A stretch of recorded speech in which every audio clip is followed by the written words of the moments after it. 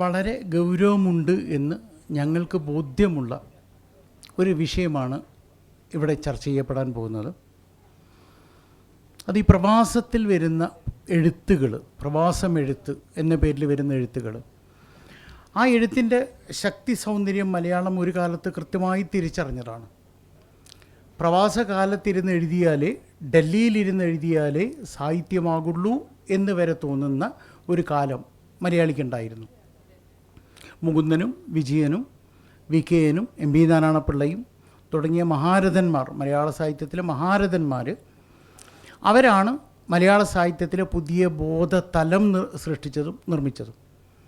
പക്ഷേ പിന്നീട് ഇപ്പോൾ അത് മാറിയിരിക്കുന്നു. ഡൽഹി, ബോംബെ ഒക്കെ മാറിയിട്ട് GCCയിലെ രാജ്യങ്ങളിൽ ഇന്ന് എഴുത്തിൻ്റെ പുതിയതായ തിളക്കങ്ങൾ നമുക്ക് നിരവധി കാണാൻ കഴിയും. അപ്പം നമുക്കിവിടെ വന്നിരിക്കുന്നത് സബീന എം സാലിയാണ്. സബീന എം സാലി അറിയാം, DC ബുക്സിൻ്റെ പുരസ്കാരം അടക്കം ലഭിച്ച കവിയാണ്, നോവലിസ്റ്റാണ്. സബീന എം സാലി സൗദി അറേബ്യയിൽ നിന്നാണ് എത്തിയിരിക്കുന്നത്. സബീന എം സാലിയെ ഞാൻ സ്വാഗതം ചെയ്യുന്നു. രണ്ടാമതായി നമ്മുടെ KM അബ്ബാസാണ്. അബ്ബാസ് കൈരളി ചാനലിലൂടെ തുടങ്ങി ഗൾഫിൽ UAEയിൽ മുതിർന്ന പത്രപ്രവർത്തകനാണ്. അർബുദമേ നീ എന്ത്, അർബുദം എന്ന് പറഞ്ഞ ഒരു രോഗം അബ്ബാസിനെ എങ്ങനെയൊക്കെ അർബുദം എന്ന് പറഞ്ഞ രോഗവുമായി അബ്ബാസ് മല്ലിട്ടു എന്നുള്ളതാണ്. അബ്ബാസ് കഥാകൃത്താണ്, മുതിർന്ന പത്രപ്രവർത്തകനാണ്. അത് കൊണ്ട് അബ്ബാസിനെയും ഞാൻ ഈ വേദിയിലേക്ക് സ്വാഗതം ചെയ്യുന്നു. മറ്റൊന്ന് ഷെബിനി വാസുദേവ്, ബഹ്റൈനിലാണ്. ഷെബിനി വാസുദേവിൻ്റെ ശകുനി പോലുള്ള പുസ്തകങ്ങൾ മാതൃഭൂമി ചെയ്തിട്ടുണ്ട്, ചിന്ത ചെയ്തിട്ടുണ്ട്. ഹരിതം ബുക്സ് ചെയ്ത കഥാരഹിതിബ എന്ന് പറഞ്ഞ പുസ്തകമാണത്. കഥാരഹിതിബയുടെ പ്രത്യേകത എന്താ വെച്ച് കഴിഞ്ഞാൽ, സരള മഹാഭാരതം എന്ന് പറയുന്ന ഒരു മഹാഭാരതമുണ്ട് ഒറീസയിൽ, ഒഡിയ ഭാഷയിൽ. നമ്മുടെ എഴുത്തച്ഛനൊക്കെ പോലുള്ള എഴുത്തച്ഛൻ്റെ എഴുത്തച്ഛൻ്റെ നിലവാരം, ആ സ്റ്റാച്ചറിലുള്ള സരള മഹാകവി എഴുതിയ മഹാഭാരതമാണ്. അതിനെക്കുറിച്ചുള്ള പുസ്തകമാണ് ഈ പുസ്തകം. ഷെബിനിയെ ഞാൻ സ്വാഗതം ചെയ്യുന്നു. മറ്റൊന്ന് ജിബ്രീലിൻ്റെ മകൾ, സൗദിയിൽ തന്നെയാണ്, അബ്ദിയ ഷഫീന. അബ്ദിയ ഷഫീനയുടെ രണ്ടാമത്തെ പുസ്തകമാണ്. നമ്മുടെ സാധാരണ പ്രവാസി എഴുത്തുകാരിൽ കാണുന്ന എഴുത്ത് രീതികളിൽ നിന്ന് വ്യത്യസ്തമായിക്കൊണ്ട് ഒരു സാർവലൗകികമായ രീതിയിൽ എഴുത്തിനെ ഇതിൻ്റെ ഇതിവൃത്തം തിരഞ്ഞെടുക്കാൻ അബ്ദി എപ്പോഴും ശ്രമിക്കാറുണ്ട്. അബ്ദിയെയും ഞാൻ ഈ വേദിയിലേക്ക് സ്വാഗതം ചെയ്യുന്നു. അപ്പോൾ ഈ പ്രവാസം എഴുത്തിൻ്റെ പ്രശ്നങ്ങളെക്കുറിച്ച്, ഇവിടെയുള്ള ഒരു എഴുത്തുകാരൻ്റെ സന്ത്രാസങ്ങളും സംഘർഷങ്ങളും മറ്റ് ജീവിത പ്രശ്നങ്ങളും, അവനവൻ അനുഭവിക്കുന്നതും കുടുംബം അനുഭവിക്കുന്നതും സമൂഹം എന്നുള്ള അർത്ഥത്തിലും ഒക്കെ ഉണ്ടാവുന്ന പ്രഷർ, സംഘർഷങ്ങൾ, സന്ത്രാസങ്ങൾ, ഇതൊരു പ്രവാസി സത്യത്തിൽ അനുഭവിക്കുന്നുണ്ടോ? അതല്ലെങ്കിൽ അതിൽ കൂടുതലാണോ അനുഭവിക്കുന്നത്? ഇവിടെ ഇരുന്ന് എഴുതുന്നതിനേക്കാൾ കൂടുതൽ എളുപ്പമാണോ അവർക്ക് അവിടെ ഇരുന്ന് എഴുതുന്നത്? മുകുന്ദേട്ടൻ, എനിക്ക് തോന്നുന്നത് പ്രവാസകാലത്ത് എഴുതുന്നവരായിരുന്നു മുകുന്ദേട്ടന് കൂടുതൽ താല്പര്യമുണ്ടായിരുന്നത്. അപ്പോൾ അവിടെയുള്ള സാംസ്കാരിക പ്രവർത്തനങ്ങളെല്ലാം അവർക്ക് എത്രത്തോളം ഊർജം ലഭിക്കുന്നുണ്ട് എഴുത്തിലേക്ക്? അവരുടെ ഈ ഒറ്റപ്പെടൽ, കുടുംബത്തിൽ നിന്ന്, സമൂഹത്തിൽ നിന്ന് ഒറ്റപ്പെടൽ, ആ ഒറ്റപ്പെടൽ അവരെത്രത്തോളം എഴുത്തിലേക്ക് നയിക്കുന്നു? ഇത്തരം കുറേ ചോദ്യങ്ങളുണ്ട്. അപ്പം സബീന എം സാലിയിൽ നിന്ന് തുടങ്ങട്ടെ ആ ചോദ്യങ്ങൾക്ക് ഉത്തരം. പ്രത്യേകിച്ചൊരു സബ്ജക്റ്റായിട്ട് നമുക്ക് ഇപ്പോൾ ചർച്ചയ്ക്ക് പറഞ്ഞിട്ടില്ല. പ്രവാസം എഴുത്തിൻ്റെ സന്ത്രാസങ്ങൾ അല്ലെങ്കിൽ അവിടുത്തെ എഴുത്തിൻ്റെ പ്രത്യേകത എന്നതിനെ പറ്റിയാണ് നമ്മളിവിടെ സംസാരിക്കാൻ പോകുന്നത്. അതായത് എഴുത്ത് എന്ന് പറയുന്നത് ആകെ ഒരു എഴുത്തേ ഉള്ളൂ. എഴുത്തിനെ നമ്മൾ വർഗീകരിക്കുന്നതാണ്. പ്രവാസി എഴുത്ത്, പെണ്ണെഴുത്ത്, ദളിത് എഴുത്ത് എന്നൊക്കെ പറഞ്ഞിട്ട്. ആക്ച്വലി നമ്മൾ വായനയും ഭാവനയും പിന്നെ സർഗശക്തിയും ഉള്ള ആർക്കും എഴുത്തുകാരനാവാം. പക്ഷേ താമസിക്കുന്ന അല്ലെങ്കിൽ അവൻ വസിക്കുന്ന സ്ഥലത്തെ അടിസ്ഥാനമാക്കി അല്ലെങ്കിൽ അവൻ്റെ ജെൻഡറിനെ അടിസ്ഥാനമാക്കി വേർതിരിക്കുമ്പോഴാണ് പലതരം എഴുത്ത് രീതികൾ നമ്മുടെ ഇടയിൽ പ്രചരിക്കുന്നത്. വാസ്തവത്തിൽ എനിക്ക് അതിനോട് എതിർപ്പുള്ള ഒരു വ്യക്തിയാണ് ഞാൻ. പ്രവാസി എഴുത്ത് അല്ലെങ്കിൽ പ്രവാസി എഴുത്തുകാരി, എഴുത്തുകാരൻ എന്നൊക്കെ പറയുമ്പോൾ എന്തോ ഒരു അരികുവൽക്കരണം പോലെയാണ് എനിക്ക് തോന്നാറുള്ളത്. കാരണം എഴുത്തിൻ്റെ കാര്യത്തിൽ വരുമ്പോൾ മാത്രം ആ എഴുത്തുകാരുടെ പേരിന് മുമ്പിൽ ഒരു പ്രവാസി എന്ന ഒരു കൂട്ടിച്ചേർക്കൽ എല്ലാവരും ഉപയോഗിക്കുന്ന ഒന്നാണ്. പക്ഷേ ഞാൻ കടൽ കടന്നത് ഒരു സാമ്പത്തിക അഭയാർത്ഥിയായിട്ടാണ്. സൗദി അറേബ്യയിൽ കഴിഞ്ഞ 22 വർഷമായിട്ട് അവിടെ മിനിസ്ട്രി ഓഫ് ഹെൽത്തിൽ ഫാർമസിസ്റ്റായിട്ട് ജോലി ചെയ്യുകയാണ് ഞാൻ. അപ്പോൾ എന്നെ പൊതുവേ ഫാർമസിസ്റ്റ് എന്നാണ് പറയുന്നത്. പ്രവാസി ഫാർമസിസ്റ്റ് എന്ന് ഇതുവരെ ആരും പറഞ്ഞിട്ടില്ല. പക്ഷേ എഴുത്തിൻ്റെ ഫീൽഡിൽ വരുമ്പോൾ മാത്രം എന്തുകൊണ്ട് പ്രവാസി എഴുത്തുകാരി അല്ലെങ്കിൽ പ്രവാസി എഴുത്തുകാരൻ എന്നൊക്കെ സംബോധന ചെയ്യുന്നു എന്ന് ഉള്ളത് ഇപ്പോഴും എനിക്ക് ഉത്തരം കിട്ടാത്ത ഒരു ചോദ്യമാണ്. പിന്നെ എഴുത്തിനെ വർഗീകരിക്കുന്നതിനപ്പുറം നമ്മൾ കടൽ കടക്കുമ്പോൾ നമ്മളോടൊപ്പം ഇവിടെ നിന്ന് ഒരുപാട് വേദനകളും എന്താ പറയുക, നമ്മൾ ബന്ധുക്കളിൽ നിന്നും ബന്ധുജനങ്ങളിൽ നിന്നും നാടിൽ നിന്നും നാട്ടാരിൽ നിന്നും ഒക്കെ പെട്ടു പോകുമ്പോഴുള്ള നമ്മുടേതായ ചില വിഷമങ്ങളും പ്രതിസന്ധികളും നമ്മുടെ ജോലിയുടെ ആ വീർപ്പുമുട്ടലിൻ്റെ ഇടയിൽ നമ്മൾ അനുഭവിക്കുന്നുണ്ട്. അതെല്ലാം എഴുത്തിലേക്ക് വരികയും പിന്നെ അതിനോടൊപ്പം തന്നെ നാടിനെ നമ്മൾ ഒരുപാട് മിസ് ചെയ്യുമ്പോൾ അതൊരു എന്താ പറയുക, ഒരു ഗൃഹാതുരത എന്ന രീതിയിൽ, നൊസ്റ്റാൾജിയ എന്ന രീതിയിൽ എഴുത്തിലേക്ക് രംഗപ്രവേശനം ചെയ്യുകയും ചെയ്തു പോകുന്നുണ്ട് മിക്കവാറും എല്ലാ എഴുത്തുകാരുടെയും. അതുകൊണ്ടാണെന്ന് തോന്നുന്നു സാധാരണ നാട്ടിലുള്ള എഴുത്തുകാർ പറയും ഇവർ എഴുതുന്നതെല്ലാം നൊസ്റ്റാൾജിയയാണ്, ഗൃഹാതുരത്വമാണ് ഇവരുടെ എഴുത്ത് എന്ന് പൊതുവെ താഴ്ത്തി കെട്ടി പറയാറുണ്ട്. പക്ഷേ അതിനെല്ലാം വിപരീതമായി ഇപ്പോൾ അന്യരാജ്യങ്ങളിൽ ഇരുന്ന് എഴുതുന്ന എഴുത്തുകാർ മികച്ച രീതിയിലുള്ള മികച്ച കൃതികൾ കൊണ്ട് മലയാളത്തെ അല്ലെങ്കിൽ കൈരളിയെ പരിപോഷിപ്പിക്കുന്നുണ്ട്. ഇപ്പോൾ തന്നെ നമുക്ക് അറിയാം, ബെന്യാമിൻ എന്ന എഴുത്തുകാരൻ ആടുജീവിതത്തിലൂടെ അല്ലെങ്കിൽ ബാബു ഭരദ്വാജിൻ്റെ പ്രവാസക്കുറിപ്പുകൾ എന്ന രചനയിലൂടെ ഒരുപാട് പ്രവാസ ജീവിതം നയിക്കുന്ന ഒരുപാട് എഴുത്തുകാർ നല്ല കൃതികൾ കൊണ്ട് മലയാളത്തെ സമ്പുഷ്ടമാക്കിയിട്ടുണ്ട്. ഈ അടുത്ത് തന്നെ നമ്മുടെ ഷീല ടോമി, പിന്നെ ഓർത്തെടുത്ത് പറയാൻ ഒരുപാട് പേരുകളുണ്ട്, പക്ഷേ ഇപ്പോൾ പെട്ടെന്നിങ്ങനെ ഓർമ്മയിലേക്ക് വരുന്നില്ല. UAE ആണെങ്കിൽ തന്നെയും ഒരുപാട് ആളുകൾ എഴുതുന്നുണ്ട് മലയാളത്തിന് അതിൻ്റേതായ രീതിയിൽ. വേറിട്ട കൃതികൾ കൊണ്ട് അവരുടെ ഇടങ്ങൾ അടയാളപ്പെടുത്തുന്നുണ്ട്. എൻ്റെ എഴുത്തിനെ സംബന്ധിച്ച് പറയുകയാണെങ്കിൽ ഞാൻ കൂടുതലും നൊസ്റ്റാൾജിക്കായിട്ട് നാട്ടിലെ നമ്മുടെ ആ ഒരു രീതി എഴുത്തിലേക്ക് കൊണ്ടുവന്നിട്ടില്ല. ഞാൻ കൂടുതലും എഴുതാൻ ശ്രമിച്ചിട്ടുള്ളത് ഞാൻ ഇടപഴകുന്ന ആളുകൾ, അതായത് ഞാൻ ജോലി ചെയ്യുമ്പോൾ എന്നോട് ഇടപഴകുന്ന അന്യരാജ്യക്കാരായിട്ടുള്ള ഒരുപാട് ആളുകളുണ്ട്. അപ്പോൾ അവരുടെ എല്ലാം കഥകളാണ് ഞാൻ, അല്ലെങ്കിൽ അവരുടെ ജീവിത പ്രശ്നങ്ങളാണ് ഞാൻ എൻ്റെ എഴുത്തിലേക്ക് പരിവർത്തിപ്പിക്കാൻ ശ്രമിച്ചിട്ടുള്ളത്. പിന്നെ അതുകൊണ്ട് തന്നെ മലയാളത്തിന് അല്ലെങ്കിൽ മലയാളികൾക്ക് പുത്തൻ അനുഭവം നൽകാൻ കഴിയുന്ന എഴുത്തുകൾ പുറം ലോകത്ത് അല്ലെങ്കിൽ പുറം രാജ്യങ്ങളിൽ താമസിക്കുന്ന എഴുത്തുകാരിൽ നിന്നാണ് ഉണ്ടാവുകയുള്ളൂ എന്നാണ് എനിക്ക് തോന്നുന്നത്. നാട്ടിലുള്ള എഴുത്തുകാർക്ക് നാട്ടിലുള്ള വിശേഷങ്ങൾ മാത്രം എഴുതുമ്പോൾ പുറം രാജ്യങ്ങളിൽ താമസിക്കുന്നവർ ലോകം മുഴുവനും അവരുടെ എഴുത്തിൻ്റെ തട്ടകമായി മാറുന്നു. അത്തരത്തിൽ എഴുത്തിനെ ആഗോളീകരിക്കാൻ കഴിവുള്ളവരാണ് പുറം രാജ്യങ്ങളിൽ താമസിക്കുന്ന എഴുത്തുകാർ എന്നാണ് എൻ്റെ വിശ്വാസം. ഇനിയും പറഞ്ഞു വരുമ്പോൾ അതിനനുസരിച്ച് ഡിസ്കഷൻ മുന്നോട്ട് കൊണ്ടുപോകാമെന്ന് കരുതുന്നു. തീർച്ചയായും. പിന്നെ നമ്മുടെ കരുണാകരൻ, കുവൈത്തിലിരുന്ന് കരുണാകരൻ എഴുതുന്ന കഥകൾ, PJ ആൻ്റണി എഴുതിയിരുന്ന കഥകൾ, PJ ആൻ്റണി തിരിച്ചങ്ങോട്ട് വന്നു. പിന്നെ ഈ പ്രവാസികൾ എന്നുള്ള ഒരു വർഗീകരണത്തോട് തീരെയും യോജിപ്പില്ല ഹരിതം ബുക്സിന്, ഒരു സംശയവുമില്ല. പക്ഷേ ഈ പ്രവാസം എന്ന് പറയുന്നത് കൊണ്ട് ഒരു മനസ്സിൻ്റെ ഒരു വല്ലാത്തൊരു അവസ്ഥയായിട്ടേ ഞാനതിനെ കാണുന്നുള്ളൂ. ഒരു ഒറ്റപ്പെടൽ അതിൽ എനിക്ക് പേഴ്സണലായിട്ട് ഞാൻ പറയുമ്പോൾ എനിക്കത് വല്ലാതെ ഫീൽ ചെയ്യാറുണ്ട്. ഒറ്റപ്പെട്ട് മറ്റൊരു ലോകത്ത്, ഞാനും കുറച്ചു കാലം ഡൽഹിയിലൊക്കെ താമസിച്ചിരുന്നു. ആ ഒറ്റപ്പെടലിൻ്റെ ഒരു വേവുന്ന ഒരു മാനസികാവസ്ഥയാണോ ഒരാളെ കൊണ്ട് ഇത് കൂടുതൽ എഴുതിപ്പിക്കുന്നത്? മറ്റൊരു ചോദ്യം കൂടിയുണ്ട്.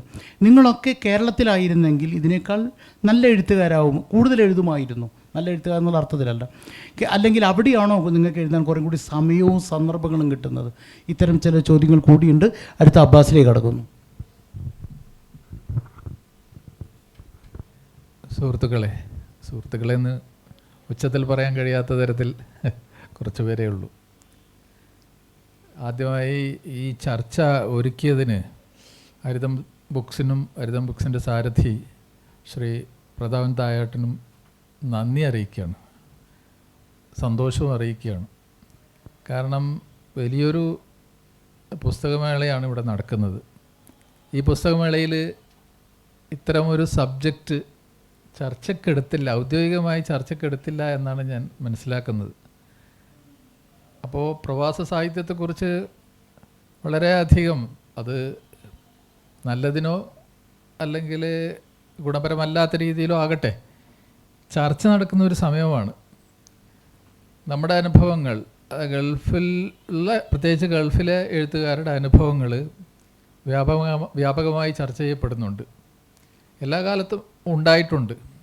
പക്ഷേ ആദ്യമേ പറയട്ടെ, ഈ ആധുനികതയുടെ, മലയാള സാഹിത്യത്തിൽ ആധുനികതയുടെ കടന്നു വരുന്നത് തന്നെ നമ്മുടെ ഇപ്പോഴത്തെ വലിയ എഴുത്തുകാരൊക്കെ ഡൽഹിയും മറ്റും കേന്ദ്രീകരിച്ച് പ്രവർത്തിക്കുമ്പോഴാണ്. അവരുടെ ജീവിതോപാധിക്ക് വേണ്ടിയിട്ടാണ് അവർ പുറവാസികളായത്.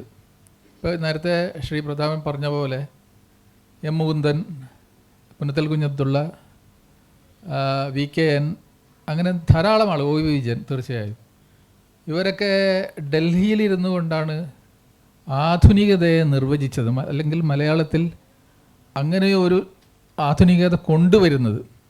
അന്നേ വരെ ഉണ്ടായിരുന്നില്ലാത്ത ഒരു ഭാവസാന്ദ്രമായ ഭാഷയിലും സങ്കേതത്തിലുമൊക്കെ വലിയ മാറ്റം ഉണ്ടാക്കാൻ അവർക്ക് കഴിഞ്ഞു. സവിശേഷമായ അനുഭവങ്ങളായിരുന്നു അവർ ആവിഷ്കരിച്ചത്. അതൊക്കെയാണ് നമ്മുടെ മലയാളി വായനക്കാരെ കുറേ കൂടി പുതിയ ആവിഷ്കാരങ്ങളിലേക്ക്, പുതിയ കഥകളിലേക്ക് ഒക്കെ വായനക്കാരെ നയിച്ചത്. കുറേ കൂടി നമ്മുടെ മലയാളികളുടെ വായന വിപുലപ്പെട്ടത്. ഇപ്പം നേരത്തെ പ്രതാപൻ ഉപയോഗിച്ച ഒരു വാക്കുണ്ട്, സന്ത്രാസം ആധുനികതയുടെ കാലത്ത് അതിഭീകരമായ ഒരു വാക്കായിരുന്നു സന്ത്രാസം എന്ന് പറയുന്നത്. അതിനെക്കുറിച്ച് വലിയ ചർച്ചകളൊക്കെ നടന്നിട്ടുണ്ട്, ഞാൻ ഓർക്കുന്നു.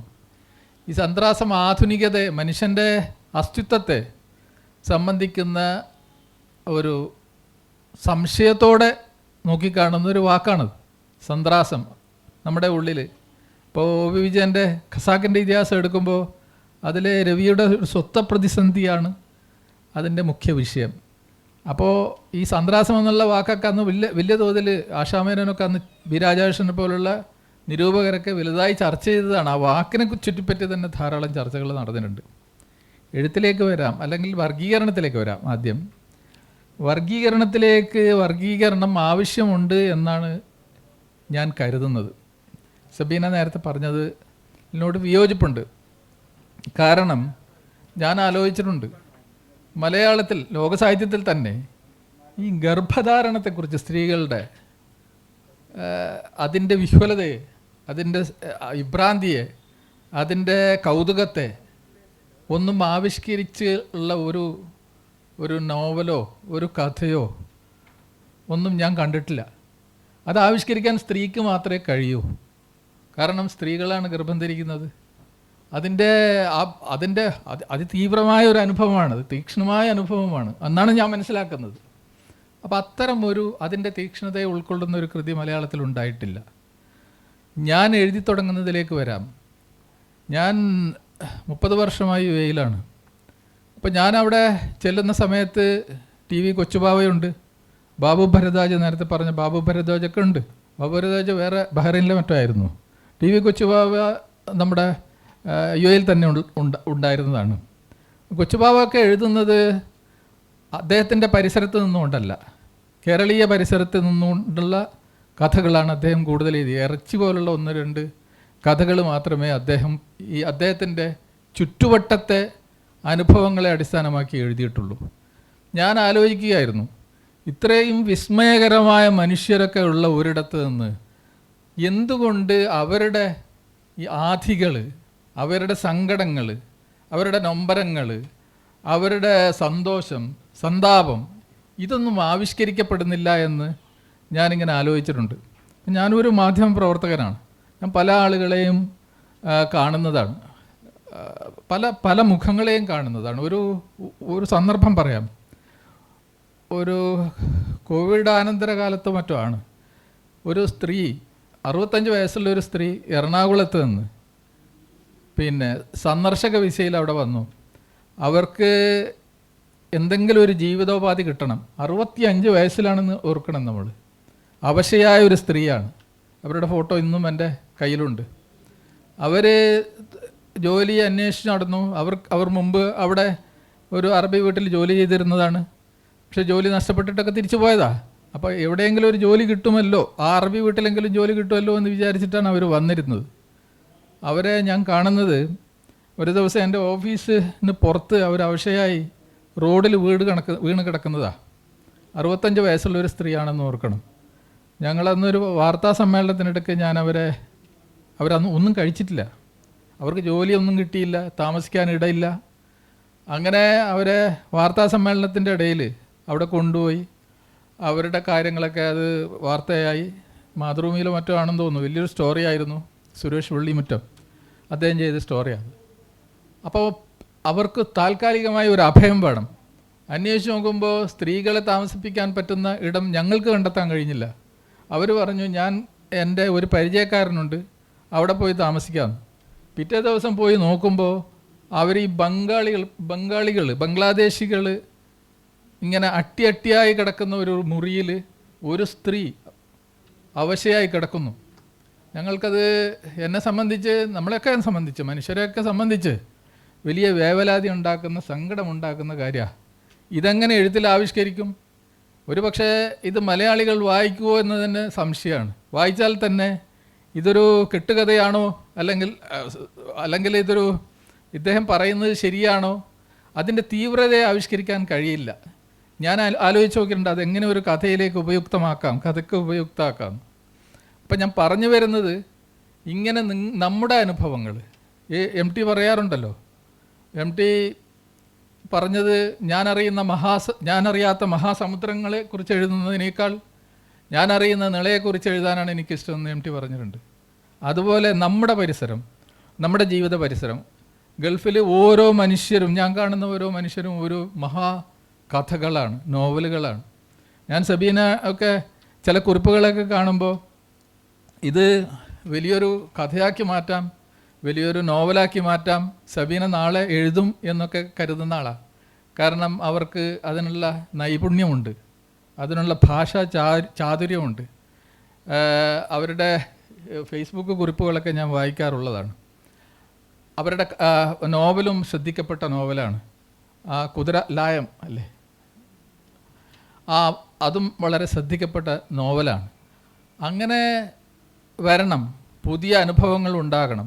ഗൾഫിൽ നിന്ന് മാത്രമല്ല, ലോകത്തിൻ്റെ വിവിധ ഭാഗങ്ങളിൽ നിന്ന് മലയാളികൾ എവിടെയൊക്കെ എത്തിപ്പെടുന്നുവോ അവിടെ നിന്നുള്ള ഒക്കെ അനുഭവങ്ങൾ ഉണ്ടാകണം.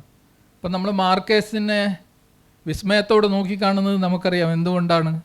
നമുക്ക് അന്യമായ, നമ്മളെ വിസ്മയിപ്പിക്കുന്ന കഥ കൊണ്ടാണ്. ഇപ്പോൾ 100 Years of Solitude-ലെ മക്കൊണ്ടോ എന്ന ആ പ്രദേശം അദ്ദേഹം സ്വയം ഭാവനയിൽ സൃഷ്ടിച്ചതാണ്. ഒരു ലോകമായിരുന്നത്. എത്രയോ പേജുകളുള്ള ഒരു നോവലാണല്ലോ ഈ 100 Years of Solitude. അദ്ദേഹം ഭാവന കൊണ്ട് സൃഷ്ടിച്ച ഒരു ലോകമാണത്. എന്തൊരു മഹത്തായ സൃഷ്ടിയാണത്. അപ്പം അത്തരം ഭാവനാത്മകമായ ലോകത്തിലേക്കെത്തുന്നതിന് മുമ്പ് നമുക്ക് കിട്ടുന്ന ഒരു ചവിട്ടുപടിയാണ് നമ്മുടെ ഗൾഫ് ജീവിതം, അല്ലെങ്കിൽ ഒരു അന്യദേശത്തെ ജീവിതമെന്ന് ഞാൻ കരുതുകയാണ്. ഞാൻ കൂടുതലായി നേരത്തെ സബീന പറഞ്ഞതുപോലെ നമുക്ക് ഇടപെടൽ ഉണ്ടാകുമ്പോൾ കൂടുതൽ സംസാരിക്കാമെന്ന് തോന്നുന്നു. നന്ദി, നമസ്കാരം. തീർച്ചയായും ആദ്യം ഇപ്പം പറഞ്ഞതുപോലെ ഒരു വലിയ ആൾക്കൂട്ടം നമ്മുടെ മുന്നിലില്ലെങ്കിൽ പോലും കുറേ ആശയോൽപാദനം ഇവിടെ സംഭവിക്കുന്നുണ്ട്. അത് തന്നെയാണ് പരമപ്രധാനം. ഈ വർഗീകരണം എന്ന് പറഞ്ഞത് ഈ പ്രവാസം എന്നുള്ളതുപോലെ സ്ത്രീ പുരുഷൻ എന്നൊക്കെയുള്ള വർഗീകരണം മുതൽ എല്ലാ കാര്യങ്ങളിലും അത് എത്രത്തോളം നടക്കുന്നു എന്നുള്ളതാണ് ഒരുപക്ഷെ ഈ യോഗത്തിൻ്റെ വിജയവും പരാജയവും എന്നുള്ളത് തന്നെയാണ്. ആ അർത്ഥത്തിൽ ഇതൊരു വലിയ വിജയം തന്നെയാണ്. അടുത്തതായി ഷമിനി വാസുദേവ്. നമസ്കാരം. തീർച്ചയായും നിയമസഭാ പരിസരത്ത് നടക്കുന്ന ഇത്തരം ഒരു പുസ്തകമേളയിൽ ഇങ്ങനെ ഒരു പ്രവാസികളുടെ എഴുത്തിനെക്കുറിച്ചൊരു ചർച്ച നടക്കുന്നത് തന്നെ വലിയ സന്തോഷമുള്ള കാര്യമാണ്. അതിന് ഇനീഷ്യേറ്റീവ് എടുത്തിട്ടുള്ള ശ്രീ പ്രതാപൻ തായാട്ടിനെ പ്രത്യേകം നമ്മൾ അഭിനന്ദിക്കുകയും നന്ദി അറിയിക്കുകയും വേണം. കാരണം അദ്ദേഹത്തിൻ്റെ ആ ഒരു ഇനീഷ്യേറ്റീവ് കൊണ്ട് മാത്രമാണ് ഇന്നിങ്ങനെ ഒരു പരിപാടി ഇവിടെ നടക്കുന്നതെന്ന് ഞാൻ മനസ്സിലാക്കുന്നത്. പ്രവാസി എഴുത്ത് ഒരു 2000-ന് മുൻപ് വരെ ഇത്തരം എന്നല്ല, അന്ന് ഇത്രയും ലിറ്ററേച്ചർ ഫെസ്റ്റിവലുകളൊന്നും നമ്മുടെ നാട്ടിൽ നടന്നു തുടങ്ങിയിട്ടില്ല. എങ്കിലും ഒരു സാഹിത്യ സദസ്സിൽ ഒരു പ്രവാസിയുടെ എഴുത്തിനെക്കുറിച്ചുള്ള ഒരു ചർച്ചയോ ഒരു പ്രവാസി പങ്കെടുക്കുകയോ ചെയ്യുക എന്നതൊരു 2000 വരെയൊന്നും നമുക്ക് ചിന്തിക്കാൻ പോലും കഴിയാത്ത, അതുപോലെ ഒരു വാരികകളിൽ പ്രവാസിയുടെ എഴുത്തുകൾ അച്ചടിച്ച് വരിക എന്നതൊരു 2000 വരെത്തിന് മുൻപൊന്നും സംഭവിച്ചിട്ട് പോലും ഇല്ലാത്ത, അത്ര എളുപ്പത്തിൽ സംഭവിച്ചിട്ടില്ലാത്ത, ഇന്ത്യയിൽ ജീവിക്കുന്നവരിലുണ്ടായിരുന്നെങ്കിലും ഗൾഫിൽ നിന്നോ അല്ലെങ്കിൽ പുറത്തു നിന്നോ ഉള്ളൊരു പ്രവാസിയുടെ എഴുത്തുകൾ അത്രമാത്രം ശ്രദ്ധിക്കപ്പെടുകയോ സ്വീകരിക്കപ്പെടുകയോ ചെയ്തിട്ടുണ്ടായിരുന്നില്ല. അതിൽ നിന്നും ഒരുപാട് മുന്നോട്ട് നമ്മൾ ഈ പ്രവാസ എഴുത്ത് എന്ന് പറയുമ്പം എപ്പോഴും ഗൾഫിനെ ചുറ്റിപ്പറ്റിയാണ് ഈ എഴുത്തിനെക്കുറിച്ച് എപ്പോഴും പറഞ്ഞു പോകുന്നത്. ഗൾഫിന് പുറത്തു നിന്നും ഇത്തരം പ്രവാസ എഴുത്തുകൾ വരുന്നുണ്ട്. കുറച്ചുകൂടെ അടുത്ത് നിൽക്കുന്നതുകൊണ്ടായിരിക്കും പഴയ പ്രവാസത്തിൽ നിന്നും വ്യത്യസ്തവുമായി കഴിഞ്ഞു. കാരണം 50-ലോ 60-ലോ പ്രവാസം അനുഭവിച്ചിരുന്നവരുടെ ജീവിതാനുഭവമല്ല ഇന്നത്തെ പ്രവാസിക്കുള്ളത്. ജീവിതത്തിൻ്റെ ദൈന്യത്തിൽ നിന്നാണ് എഴുത്ത് എപ്പോഴും ഉണ്ടാകുന്നതെന്ന് പറയാൻ സാധിക്കില്ല. കാരണം ജീവിതത്തിൻ്റെ ദൈന്യത്തിൽ നിന്ന് എഴുതാൻ സാധിക്കുമായിരുന്നെങ്കിൽ ആദ്യകാലത്ത് പ്രവാസ ജീവിതം അനുഭവിച്ചിരുന്ന യാതനയും അവരുടെ കഷ്ടപ്പാടുകളും ഒക്കെ അവരന്ന് എഴുതിയിരുന്നില്ലെങ്കിൽ ഏറ്റവും വളരെ മൂല്യവത്തായ അനേകം കൃതികൾ ഉണ്ടാവേണ്ടതായിരുന്നു. അന്നൊക്കെ കഷ്ടപ്പാടിനിടയിൽ എഴുത്തിനെക്കുറിച്ചോ വായനയെക്കുറിച്ചോ പോലും ചിന്തിക്കാൻ സാധിക്കാതെ സ്വന്തം ജീവിതത്തെ എങ്ങനെയെങ്കിലും പിടിച്ചു നിർത്താൻ വളരെ യാതനകൾ അനുഭവിച്ച് ജീവിച്ചു പോന്നിരുന്ന ഒരു പ്രവാസി സമൂഹമായിരുന്നു അന്നുണ്ടായിരുന്നത്. അതിൽ നിന്ന് വ്യത്യസ്തമായി ഇന്ന് നാട്ടിൽ ജീവിക്കുന്ന ഏതൊരാളെ പോലും നാടിനോട് അത്രമാത്രം അടുത്ത് നിൽക്കുകയാണ് ഇന്ന് പ്രവാസി സമൂഹം. പ്രത്യേകിച്ചും നമ്മുടെ സോഷ്യൽ മീഡിയ ഒക്കെ വളരെ ആക്റ്റീവായിരിക്കുന്ന കാലഘട്ടത്തിൽ എപ്പോഴും ഈ പ്രവാസി എഴുത്ത് പെണ്ണെഴുത്ത് എന്നൊക്കെ സബീന പറഞ്ഞതുപോലെ ഈ ഒരു വേർതിരിവിനോട് എപ്പോഴും ഒരു അങ്ങനെ പ്രവാസിയല്ല, ഞങ്ങൾ മലയാളി എഴുത്തുകാർ എന്ന് പറയാൻ എനിക്കും തോന്നിയിട്ടുണ്ട്. പിന്നെ മറ്റൊരു തരത്തിൽ ഈ പ്രവാസ ലോകത്ത് നിന്നും ഇവിടെ സാധാരണക്കാർക്ക് അനുഭവിച്ചറിയാൻ സാധിക്കാത്ത, തീർച്ചയായും കാലഘട്ടത്തിൻ്റെ ബോധ്യത്തിൽ നിന്നാണ് ഏതൊരു എഴുത്തുകാരനും എഴുതുന്നത്. അപ്പം മറ്റുള്ളവർക്ക് അറിയാത്ത, അനുഭവിച്ചിട്ടില്ലാത്ത വളരെ വ്യത്യസ്തമായ ജീവിത പരിസരത്തെ അറിയുവാൻ കൂടുതൽ എഴുതേണ്ടത് പ്രവാസികൾ എഴുതണം. ഞാൻ ഇവിടെ കാഫെസ്റ്റിലും ചർച്ചയിൽ പങ്കെടുത്തപ്പോൾ പൊതുവേ പ്രവാസ ലോകത്ത് നിന്ന് വരുമ്പോൾ നമ്മൾ പങ്കെടുക്കുന്ന ചർച്ചകൾ അധികവും പ്രവാസവുമായി ബന്ധപ്പെട്ട എഴുത്തായിരിക്കും. നമ്മുടെ എഴുത്തിനെ ഈ ഒരു പ്രവാസ ലോകത്തുമായി ബന്ധപ്പെടുത്തി നിർത്തുന്നുണ്ട്. എപ്പോഴും ചർച്ച വരുന്നതാണ് മലയാളത്തിലെ പ്രവാസി എഴുത്തുകാർ മലയാള സാഹിത്യത്തിന് വേണ്ടി എന്തു ചെയ്തു എന്ന്. പ്രവാസിയെ നമ്മൾ അല്ലാതെ തന്നെ പറയും, പ്രവാസി കുടുംബത്തിന് വേണ്ടി എന്ത് ചെയ്തു, നാട്ടിന് വേണ്ടി എന്ത് ചെയ്തു എന്ന് ചോദിക്കുന്ന പോലെ ഒരു ചോദ്യം എപ്പോഴും ഉണ്ട്, പ്രവാസി എന്ത് ചെയ്യുന്നു. ഏറ്റവും കൂടുതൽ വിമർശിക്കപ്പെടുന്നതും അതുകൊണ്ട് പ്രവാസി എഴുത്തുകാർ തന്നെയാണ് പലപ്പോഴും. അതിന് പല കാരണങ്ങളുണ്ട്. അതിൽ ഒരു കുറച്ചു ശതമാനം അതിൽ ശരിയുമുണ്ടെന്ന് എനിക്ക് മനസ്സിലാക്കാൻ കഴിയുന്നുണ്ട്. പ്രവാസത്തിൽ നിന്ന് പലതരത്തിലുള്ള എഴുത്തുകൾ ഉണ്ടാവുന്നുണ്ട്. അത് ഏത് ജീവിത സാഹചര്യത്തിൽ ജീവിക്കുന്നു, ഏത് നാട്ടിൽ ജീവിക്കുമ്പോഴും അതിൻ്റേതായ കഷ്ടപ്പാടുകൾ ഉണ്ടെന്നിരിക്കെ ഈ പ്രവാസത്തിന് കാരണം ഇതൊരു നാട് കടത്തപ്പെടലുകളല്ല ഇപ്പം നടക്കുന്ന പ്രവാസങ്ങളൊന്നും. നമ്മുടെ മലയാളികളുടെ പ്രവാസം ഒരു കാലത്തും നാട് കടത്തപ്പെട്ട പ്രവാസമായിരുന്നില്ല. സ്വന്തമായി ഈ സാമ്പത്തിക പ്രശ്നങ്ങളിലും നിന്നുള്ളൊരു മുക്തി അല്ലെങ്കിൽ അതിനൊരു മെച്ചപ്പെട്ട ജീവിത സാഹചര്യങ്ങൾ അന്വേഷിച്ച് മനുഷ്യൻ നടത്തിയ യാത്രകളാണ്. അതിൽ നിന്നൊക്കെ മനുഷ്യൻ ഇപ്പോൾ വളരെ കുറച്ചുകൂടെ വ്യത്യസ്തമായ സാഹചര്യത്തിലേക്ക് എത്തുമ്പോഴും അവൻ്റെ എഴുത്തിനെ വിമർശിക്കപ്പെടുമ്പോൾ അത് നൊസ്റ്റാൾജിയ എഴുതുന്നു എന്നതാണ് കൂടുതൽ വായനയില്ലാത്ത എനിക്ക് തന്നെ അറിയാവുന്ന എത്രയോ അത്തരം എഴുത്തുകൾ പ്രവാസലോകത്തുണ്ട് ഇല്ല എന്ന് പറയാൻ പറ്റില്ല. പക്ഷെ അതിവിടെയും സംഭവിക്കുന്നുണ്ട്.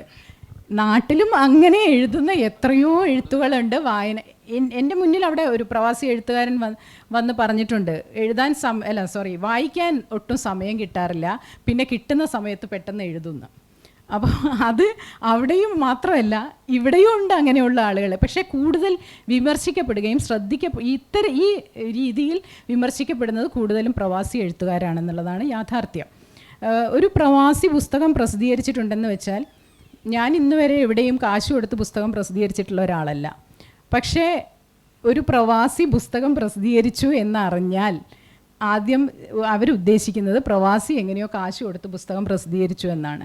അല്ലെങ്കിൽ പ്രവാസിക്ക് ഒരു അവാർഡ് കിട്ടിയെന്ന് പറഞ്ഞാൽ എങ്ങനെയോ കാശ് കൊടുത്തൊരു അവാർഡ് സംഘടിപ്പിച്ചു എന്നാണ്.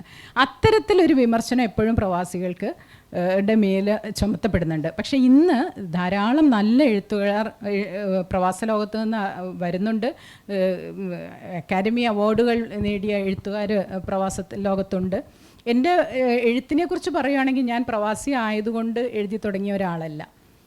ഞാനിവിടുന്ന് വളരെ താല്പര്യത്തോടെ കുറച്ചു കാലം പഠിക്കുമ്പോഴേ ജേർണലിസം പഠിക്കണമെന്ന് ആഗ്രഹിക്കുകയും ജേർണലിസ്റ്റായി അല്പകാലം വർക്ക് ചെയ്യുകയും നാട്ടിലായിരുന്നപ്പോൾ കുറച്ചൊക്കെ എഴുതുകയും ഒക്കെ ചെയ്തിരുന്ന ഞാൻ പ്രവാസ ലോകത്തേക്ക് എത്തിപ്പെടുമ്പോൾ ഇപ്പോൾ 25 വർഷമായിട്ട് ബഹ്റൈനിൽ താമസിക്കുന്നു.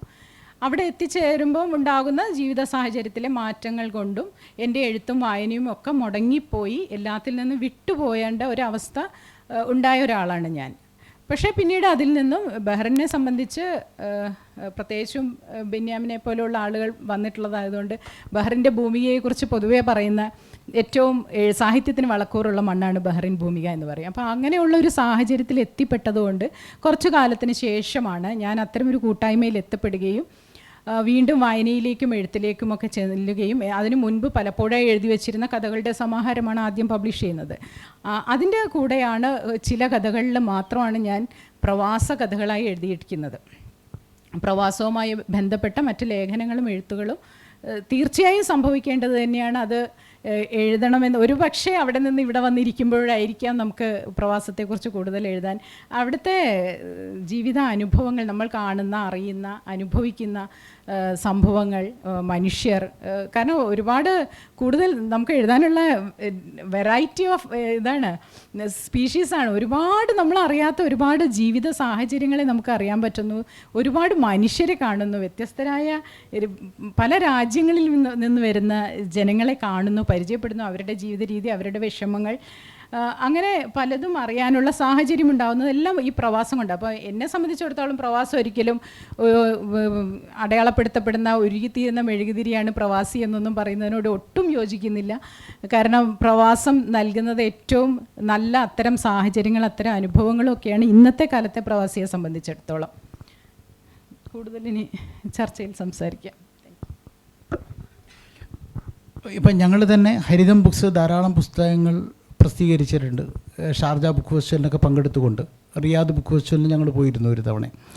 അപ്പോൾ ആ പങ്കെടുത്തതിൽ ഒരു 2 മ്യൂസിക്കിനെ കുറിച്ചുള്ള 2 പുസ്തകം ഉണ്ടായിരുന്നു. ഒന്ന് ആലോചിച്ച് നോക്കണം. വരണ്ട മരുഭൂമിയുടെ കാലത്ത് ലോകത്ത് അവിടെ നിന്ന് 2 മ്യൂസിക്കിനെ കുറിച്ച് 2 പുസ്തകം വരുന്നു. മാജിക്കിനെ കുറിച്ചുള്ളൊരു പുസ്തകം ഉണ്ടായിരുന്നു ജലാൽ റഹ്മാൻ്റെ. ഇപ്പം ഞങ്ങളിവിടെ സരള മഹാഭാരതത്തെക്കുറിച്ചുള്ള പുസ്തകം, പ്രണയമേ കലഹമേ, പ്രണയത്തെക്കുറിച്ചൊരു നോവൽ എഴുതിയിട്ട് DC ബുക്സിൻ്റെ പുരസ്കാരം അതിനല്ലേ കിട്ടിയ ഒരാളാണ്. പ്രണയമേ കലഹമേ എന്ന് പറഞ്ഞൊരു ജബ്രിയലിൻ്റെ മകൾ. അതിലപ്പുറം എവിടെ ഇരുന്ന് എഴുതി കഴിഞ്ഞാലും ഒരു ക്യാൻസർ ജീവിതത്തിലൂടെ കടന്നുപോയ ഒരു മനുഷ്യൻ്റെ പ്രതിരോധത്തിൻ്റെയും സമരത്തിൻ്റെയും കഥയായിട്ടുള്ള അർബുദത്തെക്കുറിച്ചുള്ള പുസ്തകം. അപ്പോൾ തീർച്ചയായും അത് ഈ ഇവിടെയുള്ള ആൾക്കാർ സോഷ്യൽ മീഡിയയിലൂടെയൊക്കെ പറയുന്നതിന് വലിയ ഗൗരവത്തിലെടുക്കേണ്ട കാര്യമില്ല എന്ന് എനിക്കെപ്പോഴും തോന്നാറുണ്ട്. അതിനപ്പുറത്തേക്ക് നിങ്ങൾ എന്നെങ്കിലും ഒരു കാലത്ത് നിങ്ങൾക്ക് ഒരു തിരിച്ചു വരാനുണ്ട്, ബാക്ക് ടു പവലിയൻ അല്ലേ? ആ തിരിച്ചു വരുന്ന സമയത്തുള്ള എഴുത്തും ഈ എഴുത്തും തമ്മിൽ വലിയ വ്യത്യാസം നിങ്ങൾക്ക് ഉണ്ടാവില്ല. കാരണം നിങ്ങൾ ഈ പറഞ്ഞതുപോലെ പ്രവാസത്തിൻ്റെ മാത്രമായിട്ടുള്ള ഈ നൊസ്റ്റാൾജിയയുടെ കഥകൾ അല്ലെങ്കിൽ അതിൻ്റെ സാഹിത്യം എഴുത്ത് നിങ്ങൾ അധികം എഴുതിയിട്ടില്ല. പക്ഷേ ഇവിടെ വരുന്ന സമയത്ത് ഇവിടുത്തെ സാമൂഹ്യ വ്യവസ്ഥിതിയിൽ വന്ന ഒരു വലിയൊരു മാറ്റം, നിങ്ങൾ പോകുമ്പോൾ ഇവിടെ ഉണ്ടായിരുന്നതുമായിട്ടുള്ളൊരു മാറ്റം, അത് നിങ്ങളുടെ എഴുത്തിനെ ഇനി അങ്ങോട്ട് ബാധിക്കുമോ എന്നുള്ളൊരു ചോദ്യം കൂടി വെക്കുന്നു. ക്ഷമിക്കണം, ഒരാളും കൂടി ഉണ്ടായിരുന്നു. ഓക്കെ, അല്ല സംസാരിക്കട്ടെ. അബ്ദിയൻ്റെ അധ്യാപികയാണ് സൗദി അറേബ്യയിലാണ്, റിയാദിലാണ്. സ്വാഭാവികമായിട്ടും അവിടുത്തെ ഒരു ജേർണലിസം കോഴ്സൊക്കെ കഴിഞ്ഞാണ്. വളരെ പെട്ടെന്ന് 2 നോവലുകൾ എഴുതി. 2 നോവലുകളും ഈ പറഞ്ഞ മാതിരിയുള്ള ഒരു ആഗോള, ഇപ്പം പറഞ്ഞില്ലേ കണ്ടെടുക്കുന്ന സ്പീഷീസ് ആയിട്ടുള്ള കാര്യങ്ങൾ, അതുമാതിരിയുള്ളൊരു ഇത് തന്നെയാണ്. അബ്ദിയ സംസാരിച്ചതിന് ശേഷം ബാക്കി ഞാൻ ഈ ചോദിച്ച ചോദ്യങ്ങളിലേക്ക് കിടക്കാം. പ്രിയമുള്ളവരെ, എല്ലാവർക്കും നമസ്കാരം. 23 വർഷമായി ഞാനും ഒരു പ്രവാസിയാണ്. എഴുത്തിനെക്കുറിച്ച് പറഞ്ഞാൽ ഏത് ലോകത്തിരുന്നാലും എഴുതാൻ കഴിവുള്ളവന് നന്നായി എഴുതാൻ കഴിയും.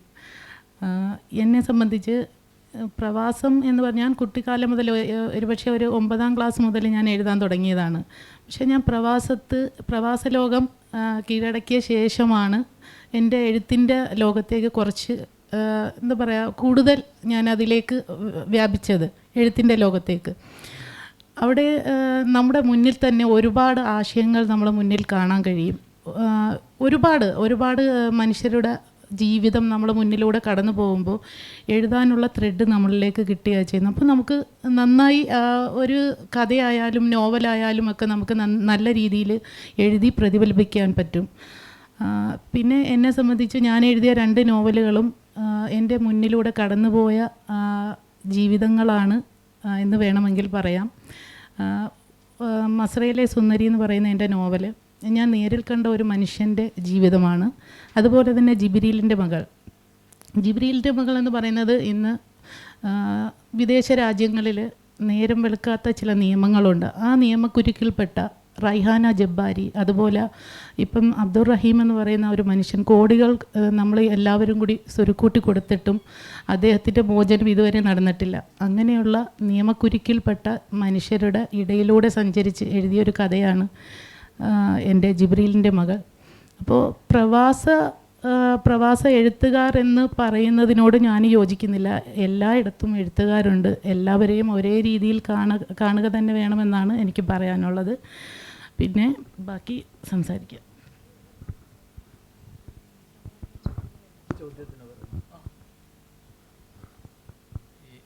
ശരിക്കും തിരിച്ചു വരുമ്പോഴുള്ള ഒരു നമ്മുടെ ആശങ്കയല്ലേ ശ്രീപദാമൻ ചോദിച്ചത്, എഴുത്തിൻ്റെ.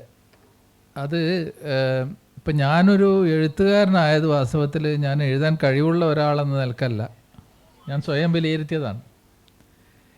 ഞാൻ നേരത്തെ പറഞ്ഞല്ലോ, ഞാൻ കാണുന്ന ജീവിതത്തെക്കുറിച്ച് എനിക്ക് പറഞ്ഞേ മതിയാകൂ.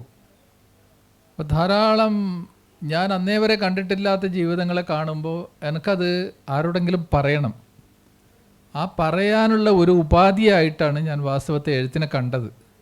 ഞാൻ ആലോചിച്ച് നോക്കി, പല പ്രമുഖരായ എഴുത്തുകാരുണ്ട്, നേരത്തെ പറഞ്ഞ ആളുകളൊക്കെ അവിടെയുണ്ട്. പക്ഷേ ഈ ജീവിതങ്ങളെ കാണുന്നില്ലല്ലോ എന്ന എൻ്റെ ഒരു ആലോചനയിൽ നിന്നാണ് ഞാൻ എഴുതി തുടങ്ങുന്നത്. അങ്ങനെയാണ് അതിൻ്റെ കഥയുടെ, വാസ്തവത്തിൽ കഥ എങ്ങനെ എഴുതണമെന്നൊന്നും അറിയില്ല. MTയുടെ കാഥികൻ്റെ കല, കാഥികൻ്റെ പണിപ്പുര, ഇതൊക്കെ ഇരുന്ന് വായിച്ചിട്ടുണ്ട്. എങ്ങനെയാണ് കഥ എഴുതാൻ പറ്റുക എന്നുള്ളത് നോക്കാൻ വേണ്ടി. പിന്നെയുള്ളൊരു സൂത്രം പ്രയോഗിച്ചത് ഉള്ളത് പറയാം. NS മാധവൻ്റെ പുതിയ കഥകൾ ഞാൻ ആ സമയത്ത് വായിക്കുന്നു നന്നായി, തിരുത്തും മറ്റൊക്കെ. അപ്പം അദ്ദേഹം ഉപയോഗിക്കുന്ന ഒരു സങ്കേതമുണ്ട്. ആ സങ്കേതം വാസ്തവത്തിൽ വളരെ ഫലപ്രദമാണ് കഥ പറയാൻ. അപ്പം ഇങ്ങനെയൊക്കെ എഴുതാം എന്ന് ഒരു മനസ്സിൽ സ്വരുക്കൂട്ടി അതിനുള്ള ഭാഷ കണ്ടെത്തി, പിന്നീടാണ് ഞാൻ മനസ്സിലാക്കുന്നത് ഒരു കഥയ്ക്ക് അനുയോജ്യമായ ഭാഷ തനിയെ വരും നമ്മുടെ. അപ്പോൾ അങ്ങനെയാണ് ഞാൻ കഥ എഴുതുന്നത്. വാസ്തവത്തിൽ എഴുതാൻ ആരോടെങ്കിലും ചില കാര്യങ്ങൾ, ഇത്തരം കാര്യങ്ങളൊക്കെ പറയണമെന്ന്, അത് വാർത്തയിലൂടെ പറയാൻ കഴിയാത്ത കുറേയധികം കാര്യങ്ങളുണ്ടായിരുന്നു. ആ വാർത്തക്കപ്പുറമുള്ള കാര്യങ്ങൾ അതാരോടെങ്കിലും പറയണം. അതിനു വേണ്ടിയാണ് കഥയെ ഉപയുക്തമാക്കിയത്. രണ്ടാമത്തെ കാര്യം, ഇപ്പോഴത്തെ ഒരു ഡിലമ്മയെക്കുറിച്ചാണ് ശ്രീപദാമൻ ചോദിക്കുന്നത്. തിരിച്ചു വരുമ്പോൾ നിങ്ങളെങ്ങനെ? തിരിച്ചു വരുമ്പോൾ വാസ്തവത്തിൽ അതിൻ്റേതായ ഉത്കണ്ഠകളും ആധികളുമൊക്കെ ഉണ്ട്. കാരണം ഞാൻ ഇവിടെ നിന്ന് പോകുമ്പോഴുള്ള ഒരു സാംസ്കാരികമായ ഔന്നിത്യം ഇപ്പോൾ എൻ്റെ മനസ്സിൽ എനിക്കുണ്ടോ എന്ന് സംശയിക്കുകയാണ്. അന്ന് ഞാൻ ഗൾഫിലേക്ക് 30 വർഷമായി പോയിട്ട് അന്ന് പോകുമ്പോൾ മനസ്സിലിങ്ങനെ നമ്മുടെ ഉള്ളിലൊക്കെ എന്താണ് മാനവികതയെക്കുറിച്ചുള്ള വലിയ വലിയ ഉത്കണ്ഠകളുണ്ട് ലോകത്തുള്ള മനുഷ്യരുടെ. ഞാൻ കോളേജിൽ പഠിക്കുന്ന കാലത്താണ് ഓൾസോയെങ്കിൽ ഒരു ആഫ്രിക്കൻ കവിയെ തൂക്കിലേറ്റിയതിന് വലിയൊരു സമരം തന്നെ ക്യാമ്പസിൽ, കേരളത്തിലെ ഒരു ചെറിയ ക്യാമ്പസിൽ നടക്കുന്നത്, വലിയ സമരം നടക്കുക. അപ്പം അങ്ങനെ ഒരു ലോകവീക്ഷണമുണ്ട്. ആ ലോകവീക്ഷണം പതുക്കെ പതുക്കെ നമ്മളിൽ നിന്ന് കുറഞ്ഞു വരുന്നു. അതിന് പല കാരണങ്ങളുണ്ട്, അത് കുറേ പറയാനുണ്ട്, അതുകൊണ്ട് അതിൻ്റെ വിശദാംശങ്ങളിലേക്ക് പോകുന്നില്ല. എങ്കിലും നമ്മുടെ ഉള്ളിലുള്ള മാനവിക ബോധം, എന്തിനാണ് നമ്മൾ എഴുതേണ്ടത്, ആർക്ക് വേണ്ടിയാണ് എഴുതേണ്ടത് എന്നുള്ള ചോദ്യങ്ങളൊക്കെ എൻ്റെ മനസ്സിൽ നിന്ന് പതുക്കെ പതുക്കെ അകന്നു പോകുന്നു എന്നതാണ് ഇപ്പോഴത്തെ എൻ്റെ ഒരു ഡിലമ്മ എന്ന് പറയുന്നത്. അപ്പോൾ സാംസ്കാരികമായ മാറ്റം എന്നിൽ പലതരത്തിലുണ്ട്. അത് വിശദമായി പിന്നീട് ഒരു സന്ദർഭത്തിൽ സംസാരിക്കാമെന്ന് തോന്നുന്നു. പ്രതാപേട്ടൻ ഇങ്ങനെ ഒരു ചോദ്യം ചോദിച്ചപ്പോഴാണ് ഞാൻ ഈ നമ്മുടെ കേരളത്തിൽ നിന്ന് പോയിട്ട് ഇപ്പോൾ 23 വർഷത്തോളം ആവുന്നു. അപ്പോൾ ഞാൻ അന്ന് പോയ കാലത്തുള്ള നാടല്ല ഇന്ന് ഈ നാട്. ഇപ്പം ഞാൻ ഇവിടെ ഇരുന്ന് ഈ വേദിയിലിരുന്നാണ് ചിന്തിച്ചത്. ആ ചോദ്യത്തിൻ്റെ പ്രസക്തിയെപ്പറ്റി ചിന്തിക്കുമ്പോൾ തിരിച്ചു വരുമ്പോൾ ഇനി നമ്മുടെ എഴുത്ത് എങ്ങനെ ആയിരിക്കും എന്നതിനെപ്പറ്റി ഒരു നിമിഷം ഞാൻ ചിന്തിച്ചു. അതായത് ഞാൻ ഇവിടുന്ന് സൗദി അറേബ്യയിലേക്ക് ഒരു ജോലി തേടി പോകുമ്പോൾ നമ്മുടെ നാട് ഇങ്ങനെയൊന്നും ആയിരുന്നില്ല. എല്ലാവരും സാഹോദര്യത്തോടെ കഴിയുന്ന, സമത്വത്തോടെ കഴിയുന്ന ഒരു സുന്ദര നാടായിരുന്നു. പക്ഷേ ഇപ്പോൾ തിരിച്ചു വരുമ്പോൾ എനിക്കത് പറയാൻ കഴിയുന്നില്ല. കാരണം മനുഷ്യരെല്ലാം ഓരോരോ ഭൂഖണ്ഡങ്ങളായി മാറിയിരിക്കുന്നു. എല്ലാ വീടുകൾക്കും മതിലുകൾ, എല്ലാ വീടുകൾക്കും അതിൻ്റേതായ സെക്യൂരിറ്റി, മനുഷ്യനിൽ നിന്ന് വേർപെട്ട് ഓരോരുത്തരും ഞാൻ നേരത്തെ പറഞ്ഞ പോലെ തന്നെ ഓരോ ഭൂഖണ്ഡങ്ങളായി മാറിയിരിക്കുന്ന അവസ്ഥയാണ്. അവരുടെ വീടും അവരുടെ ആരാധനാലയവും അങ്ങനെ ഒരു സെറ്റപ്പിലേക്ക് മാറിയിരിക്കുകയാണ്. വർഗീയത അല്ലെങ്കിൽ ജാതീയത ഒക്കെ മനുഷ്യൻ്റെ മനസ്സിനെ കീഴടക്കിയിരിക്കുന്നു. അങ്ങനെയൊക്കെയുള്ളൊരു തോന്നലാണ് എനിക്കിപ്പോൾ തിരിച്ചു വന്നപ്പോൾ തോന്നുന്നത്. പിന്നെ അതിനെല്ലാം ഉപരിയായിട്ട് ആർക്കും ഒന്നിനും സമയമില്ല. എല്ലാവരും തിരക്കിലാണ്. ഒന്നും മുഖത്തോട് മുഖം നോക്കിയിരുന്ന് പഴയതുപോലെ സംസാരിക്കാനോ പഴയതുപോലെ കുശല പ്രശ്നം നടത്താനോ ഒന്നും ആർക്കും സമയമില്ല. എന്തിനോ തേടി അലയുകയാണ്, പാച്ചിലാണ്. നേരം വെളുക്കുന്നതേ അറിയാം. പിന്നെ കുറേ സോഷ്യൽ മീഡിയ, പിന്നെ സ്മാർട്ട് ഫോൺ എല്ലാം മനുഷ്യൻ്റെ ജീവിതത്തെ കീഴടക്കിയിരിക്കുന്നു. അപ്പോൾ ചിന്തിക്കാനും സ്നേഹത്തോടെ വർത്താനം പറയാനും ഒന്നും ആർക്കും സമയമില്ലാതായിരിക്കുന്ന അവസ്ഥ. അപ്പോൾ തിരിച്ചു വരുമ്പോൾ ഇനിയുള്ള അവസ്ഥ അല്ലെങ്കിൽ ഇനിയുള്ള മുന്നോട്ടുള്ള മനുഷ്യ ജീവിതം അതിനെപ്പറ്റിയുള്ളൊരു ആശങ്ക ഞങ്ങളുടെ എല്ലാവരുടെ ഉള്ളിലുണ്ട്. പ്രവാസ ജീവിതം അല്ലെങ്കിൽ നമ്മൾ ജോലി തേടിപ്പോയ ഇടത്തിലെ ജീവിതം എന്ന് പറഞ്ഞാൽ നമ്മുടെ ഉപജീവന മാർഗം കഴിഞ്ഞാൽ പിന്നെ നമ്മൾ ഒറ്റയ്ക്കാണ്. നമുക്ക് നമ്മുടേതായ ചിന്തകളും നമ്മുടേതായ വായന, എഴുത്ത് ഒക്കെ ആയിട്ട് കഴിയാം. അതുകൂടാതെ സോഷ്യൽ ആക്ടിവിറ്റീസ് ഉണ്ട്, കൂടിച്ചേരലുകളുണ്ട്. കൂടിച്ചേരുമ്പോൾ സാഹിത്യത്തെയും എഴുത്തിനെയൊക്കെ പറ്റി സംസാരിക്കുകയും അതിനെ പ്രോത്സാഹിപ്പിക്കാനുള്ള ഒരുപാട് പരിപാടികളും ഒക്കെ പ്രവാസ ലോകത്ത് ഇന്ന് സമ്പന്നമാണ്. അതുകൊണ്ട് എനിക്ക് തോന്നുന്നു അവിടെ ഇരിക്കുമ്പോഴാണ് കൂടുതൽ സ്വസ്ഥത എന്നെനിക്ക് തോന്നാറുണ്ട്. ഞാനിപ്പോൾ ഈ കുറഞ്ഞ വെക്കേഷന് വേണ്ടിയാണ് നാട്ടിൽ വന്നത്. 40 ദിവസത്തിൽ താഴെയുള്ളൂ വെക്കേഷൻ. പക്ഷേ എനിക്ക് ഒരിടത്ത് ഇരിക്കാനുള്ള ഒരു തഞ്ചം കിട്ടിയിട്ടില്ല, ഓടി നടക്കുകയാണ്. അപ്പോൾ ഒന്നിനും സമയം തികയാത്ത ഒരു സാഹചര്യത്തിലേക്ക് വരുമ്പോൾ ഇനി എന്തായിരിക്കും നമ്മുടെ റിട്ടയർഡ് ലൈഫ് അല്ലെങ്കിൽ വിരമിച്ച് വന്ന് ഉള്ള ഒരു കാലത്തെപ്പറ്റി ആലോചിക്കാനേ കഴിയുന്നില്ല എന്നുള്ള ഒരു പ്രതാപേട്ടൻ്റെ സന്ത്രാസം എൻ്റെ ഉള്ളിലും ഉണ്ട്. അതെ, നാട് ഒരുപാട് മാറി എന്നുള്ളതിൻ്റെ ആകുലതകൾ എല്ലാവരിലും ഉണ്ട് ഇപ്പോഴും. തീർച്ചയായിട്ടും ചിലപ്പം ഇത്തരം കാര്യങ്ങളൊക്കെ ഒരുപാട് ചർച്ച ചെയ്യും നമ്മൾ. സമാന ചിന്താഗതിക്കാരുടെ ഇടയിലൊക്കെ ചർച്ച ചെയ്ത് വരുമ്പോൾ പിന്നെ ഓർക്കുമ്പോൾ നമ്മൾ കുറച്ച് പേരേ ഉള്ളൂ ഇത്രയും ആകുലപ്പെടുന്നവർ. ബാക്കിയുള്ളവരിങ്ങനെ ഇതൊക്കെ തന്നെ സാധാരണ ജീവിതത്തിൽ ഇങ്ങനെ ഇതൊക്കെ അനുഭവിച്ചുകൊണ്ട് ജീവിച്ചു പോവാം എന്ന് വിചാരിക്കുന്നു. ഞാൻ എൻ്റെ നിലപാടുകൾ എപ്പോഴും അവിടെ ആയിരിക്കുമ്പോഴും ഇവിടെ വന്നാലും തീർച്ചയായിട്ടും അത് തുടർന്നുകൊണ്ട് പോകുന്ന ഒരാൾ തന്നെയാണ് ഞാൻ. പോകുന്ന കാലത്തും അങ്ങനെ തന്നെ ആയിരുന്നു, തിരിച്ചു വന്നാലും അങ്ങനെ തന്നെ ആയിരിക്കും. അപ്പോൾ അതിനെ ശക്തമായി എതിർത്തുകൊണ്ട്, രാഷ്ട്രീയമായിട്ടാണെങ്കിലും എഴുത്തിലൂടെയാണെങ്കിലും ശക്തമായി എതിർത്തുകൊണ്ട് നിൽക്കുന്ന ഒരാളാണ്. അതുകൊണ്ട് ആണ് എൻ്റെ ഞാനിപ്പോൾ മഹാഭാരതവുമായി ബന്ധപ്പെട്ട് എഴുതുന്നു എന്ന് പറയുന്നത്, മഹാഭാരതം എന്താണെന്നും അതും ഒരു മതത്തിൻ്റെ മാത്രം പുസ്തകമല്ലെന്നും അതിൻ്റെ പുനരാഖ്യാനങ്ങൾ ധാരാളമായി, രാമായണവും മഹാഭാരതവും അത്തരം കൃതികളൊക്കെ ധാരാളമായി ഉണ്ടായിട്ടുണ്ടെന്നും ഒക്കെ മനുഷ്യരെ മനസ്സിലാക്കാൻ വേണ്ടി തന്നെയാണ്. അപ്പോൾ അതിൻ്റെ പേരിൽ ഒരിക്കൽ എന്നോട് ഇങ്ങനെയൊക്കെ എഴുതി പോയിട്ടുണ്ടെങ്കിൽ കൈയുണ്ടാവില്ല പിന്നെ എഴുതാൻ എന്നൊക്കെ പറയുണ്ടായി. അപ്പോൾ അത് പറഞ്ഞത് ബഹ്റിനിൽ വെച്ചൊരു മലയാളിയാണ്. അപ്പോൾ ഞാൻ ഒരിക്കലും ബഹ്റിൻ എന്ന ചെറിയ രാജ്യത്ത് എന്നെ അറിയാവുന്ന കുറച്ച്, ബഹ്റിൻ വളരെ ചെറിയ, നമ്മുടെ ഒരു ഡിസ്ട്രിക്റ്റിൻ്റെ അത്ര പോലും ഇല്ലാത്തൊരു രാജ്യമാണ്. ആ രാജ്യത്തുള്ള ഒരു മലയാളി കൂട്ടായ്മയിലെ ഒരാൾ ഒരു പുസ്തകോത്സവത്തിൻ്റെ നടന്നുകൊണ്ടിരിക്കുന്ന അവസരത്തിൽ വന്ന് ഇങ്ങനെ സംസാരിക്കുന്നു എന്ന് പറയുമ്പോൾ അത് വളരെ ഭീതിപ്പെടുത്തുന്നതാണ്. നാട്ടിൽ വന്നാൽ, ബഹ്റിനിലാവുമ്പോൾ കുറേയൊക്കെ ഫേസ്ബുക്കിലൊക്കെ ഇങ്ങനെ എന്തെങ്കിലുമൊക്കെ ഒരു പോസ്റ്റ് ഇട്ടാൽ ഇത്രയും പേടിയൊന്നുമില്ല. കഴിഞ്ഞ വർഷം ഞാനിവിടെ വന്ന സമയത്ത് പുറത്തിറങ്ങുമ്പോൾ ചിലപ്പോൾ ഈ പോസ്റ്റ് ഇട്ടത് നീയല്ലേ എന്ന് ചോദിച്ച് പെട്ടെന്ന് ഒരു കൂട്ടം ആളുകൾ വന്നാൽ എന്ത് ചെയ്യുമെന്ന് ഓർക്കാറുണ്ട്. അപ്പോൾ അത്തരം ചില ഭയം ഈ നാട്ടിലേക്ക് വരുമ്പോൾ തീർച്ചയായിട്ടും ഉണ്ടാവും. വളരെ സൂക്ഷിക്കണമെന്ന് പലരും, ചില പ്രസാധകരും ഒക്കെ പറയാറുണ്ട്. പക്ഷേ എന്തായാലും തീർച്ചയായിട്ടും നിലപാടുകളിൽ ഉറച്ചു നിന്ന് മുന്നോട്ട് പോകാൻ സാധിക്കുമെന്ന് തന്നെയാണ് ഞാൻ വിചാരിക്കുന്നത്.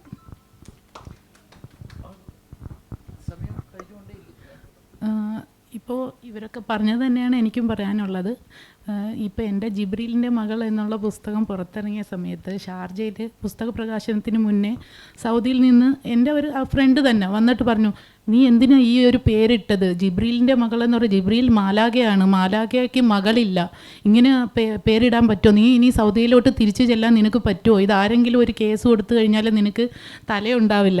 അങ്ങനെയൊക്കെയുള്ള ഒരു കാലഘട്ടത്തിലൂടെയാണ് നമ്മൾ പോകുന്നത്. പ്രത്യേകിച്ച് അറബ് രാഷ്ട്രങ്ങളിൽ പ്രശ്നങ്ങളുണ്ട്. പക്ഷേ നമ്മുടെ നാട്ടിൽ ഇനി ഒരുപക്ഷെ നമ്മളൊരു മതത്തെക്കുറിച്ച് അല്ലെങ്കിൽ ഒരു മതവുമായി ബന്ധപ്പെട്ട ഏതെങ്കിലും ഒരു സബ്ജക്റ്റ് എടുത്ത് നമ്മൾ എഴുതി കഴിഞ്ഞാൽ എന്താകും എന്നുള്ള ഒരു ആശങ്ക എന്നിലുമുണ്ട്. അത് നമുക്ക് നമ്മുടെ നിലപാടുകളിൽ തന്നെ ഉറച്ചു നിന്നുകൊണ്ട് എഴുതാമെന്ന് തന്നെ ഞാനും വിശ്വസിക്കുന്നു.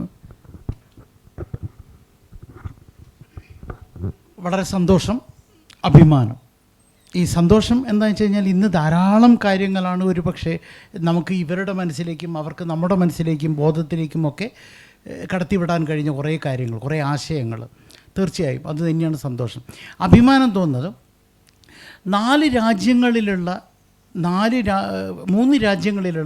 4 പേരെ അണിനിരത്താൻ ഹരിതം ബുക്സിന് കഴിഞ്ഞു എന്നുള്ളതാണ്. അത് തീർച്ചയായും ഞങ്ങൾക്ക് ഇത്തരം ഒരു സ്ഥലത്ത് അത് ചെയ്യാൻ കഴിഞ്ഞു എന്നുള്ള ഞങ്ങളുടെ ഒരു പ്രവർത്തനത്തിൻ്റെ ഒരു മികവായിട്ട് തന്നെ ഞങ്ങൾ കാണുന്നു. നന്ദി, നമസ്കാരം.